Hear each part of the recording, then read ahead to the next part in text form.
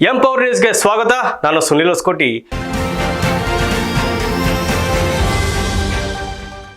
ಪಾವಗಡ ತಾಲೂಕಿನ ನಿರೀಕ್ಷಣಾ ಮಂದಿರದಲ್ಲಿ ನಡೆದ ಬಿಎಸ್ಪಿ ಪ್ರಮುಖ ಸಭೆಯಲ್ಲಿ ಪಾವಗಡ ತಾಲೂಕು ಘಟಕದ ನೂತನ ಪದಾಧಿಕಾರಿಗಳನ್ನು ಆಯ್ಕೆ ಮಾಡಲಾಯಿತು.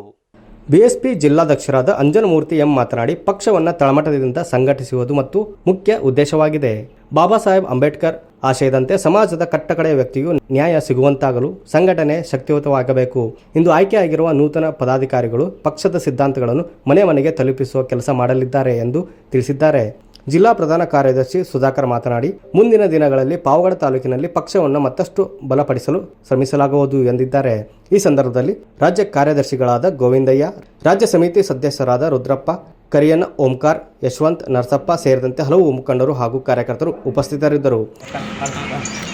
ಈ ದಿನ ಬಹುಜನ ಸಮಾಜ ಪಾರ್ಟಿಗೆ ತುಮಕೂರು ಜಿಲ್ಲೆಯ ಪಾವಗಡ ವಿಧಾನಸಭಾ ಕ್ಷೇತ್ರದಲ್ಲಿ ಪಾವಗಡ ವಿಧಾನಸಭಾ ಕ್ಷೇತ್ರದ ಪದಾಧಿಕಾರಿಗಳನ್ನು ಆಯ್ಕೆ ಮಾಡುವ ಪ್ರಕ್ರಿಯೆಯನ್ನು ಒಳಗೊಂಡಿದ್ದು, ಈ ಒಂದು ಆಯ್ಕೆಯಲ್ಲಿ ಅಧ್ಯಕ್ಷರನ್ನಾಗಿ ಲಕ್ಷ್ಮೀಕಾಂತ್ ಅವರನ್ನು ಆಯ್ಕೆ ಮಾಡಿದ್ದೀವಿ.